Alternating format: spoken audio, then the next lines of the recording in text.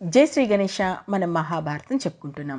ఇప్పుడు ఎంతవరకు వచ్చాము? అరణ్యవాసంలో ఉన్నటువంటి పాండవుల దగ్గరికి మార్కండేయ ముని వచ్చి అనేక కథలు చెప్తున్నారు. సో ఈరోజు మార్కండేయ ప్రసంగంలో భాగంగా కువలాశ్వుడి కథ విందాము.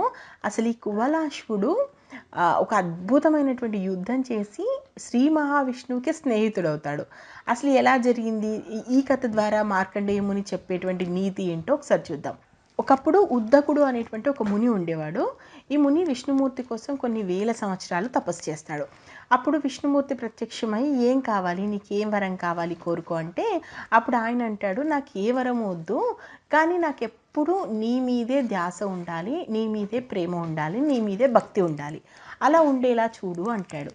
దానికి విష్ణుమూర్తి ఒక చిన్న నవ్వి, నువ్వెలాగో నన్ను వరం కోరుకోవు, నేనే ఒకటి కోరుకుంటున్నాను, చెయ్యి.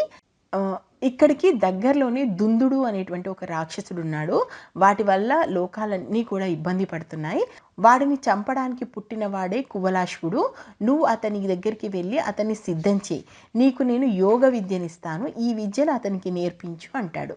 సరే అంటాడు ఉద్దకుడు. ఈ కువలాశ్వుడు విషయం కూడా చాలా ఇంట్రెస్టింగ్ ఉంటుంది. మనకు శ్రీరామచంద్రుడు వంశము ఆదిగా నిలిచిన వ్యక్తి తెలుసు కదా, ఇక్షాకుడు. రాముడు ఇక్షాకుల వంశస్థుడే కదా.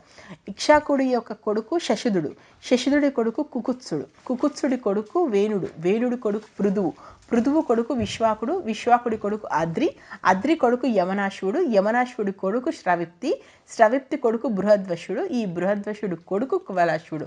అంటే ఇక్షాకు వంశం యొక్క రాజీనే. అయితే సరే అని చెప్పేసి ఈ ఉద్దకుడు అప్పుడు ఈ రాజ్యాన్ని ఎవరు పరిపాలిస్తున్నారు? బృహదశ్వుడు పరిపాలిస్తున్నాడు.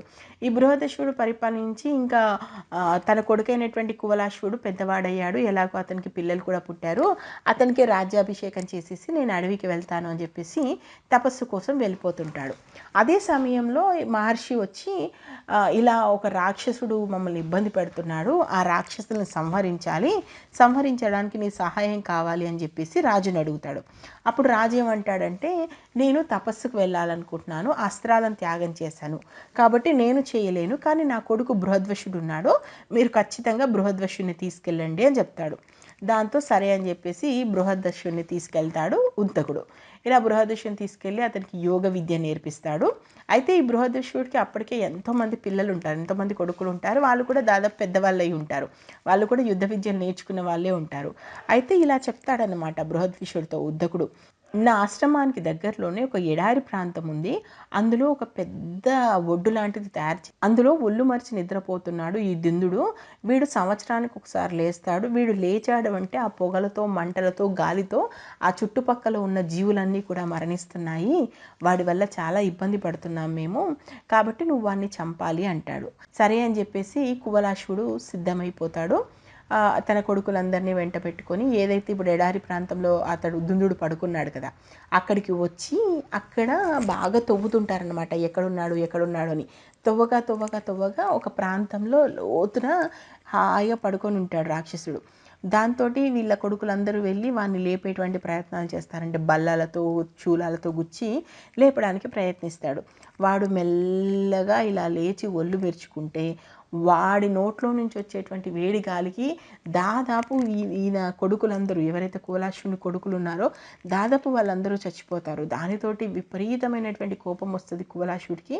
వెంటనే శ్రీ మహావిష్ణువు యోగశక్తిని ప్రయోగిస్తాడు వాడి మీద. ఆ యోగశక్తి ముందు వాడు నిలబడలేక దుందుడు చనిపోతాడు.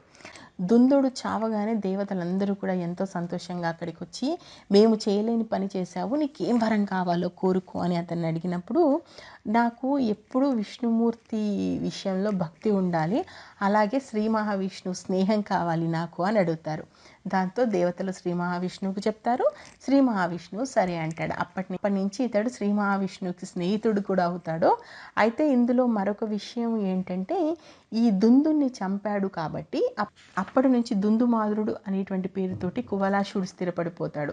ఈ పేర్లన్నీ కూడా మీరు ముందు వింటుంటారు, చాలా విషయాల్లో మళ్ళీ వీళ్ళు వస్తుంటారు. సో అదన్నమాట. అంటే సాక్షాత్తు శ్రీ మహావిష్ణువే ప్రత్యక్షమైతే నాకు ఏమి వద్దు, నీ మీద భక్తి ఉంటే చాలు అని కోరుకుంటే అతనికి యోగ విద్యనిచ్చాడు శ్రీ మహావిష్ణువు. నాకు ఆ విద్య ద్వారా ఒక రాక్షసుని చంపిన తర్వాత ఏం కావాలి అంటే శ్రీ మహావిష్ణువు స్నేహమే కోరుకున్నాడు మరొకడు. అంటే భగవంతుణ్ణి మనం కోరుకోవాల్సింది వరాలు అవి ఇవి కాదు. వరాలు కోరుకుంటే అవి మంచో చెడో దాని ఫలితం అనుభవిస్తాం. కానీ ఎప్పుడైనా సరే మనం కోరుకోవాల్సింది భగవంతుని యొక్క భక్తి మనకు ఉండాలి. భగవంతుని మీద మనకు భక్తి ఉంటే ఆటోమేటిక్గా భగవంతుడు మనల్ని రక్షిస్తాడు. ఇది చెప్తాడు మార్కండేయముని.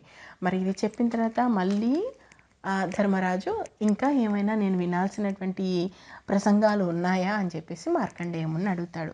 అప్పుడు మార్కండేయముని చెప్తాడు, నీకు కౌశికుడి కథ చెప్తాను. స్త్రీ శక్తి అనే దానికి తార్కాణంగా ఉంటుంది కౌశికుడి కథ. కౌశికుడి కథ చెప్తాను అంటాడు. మరి కౌశికుడు ఎవరు, అతని కథ ఏంటో నెక్స్ట్ ఎపిసోడ్లో చూద్దాం. నేను 1,00,000 శ్లోకాల మహాభారతంలో ఒక్క సంఘటన కూడా మిస్ చేయకుండా చెప్తున్నాను. అందుకే చాలా టైం తీసుకుంటుంది. కేవలం ఇంట్రెస్టింగ్ స్టోరీస్ అని కాకుండా మొత్తం మహాభారతం మొత్తం చెప్తున్నాను కాబట్టి టైం పడుతుంది.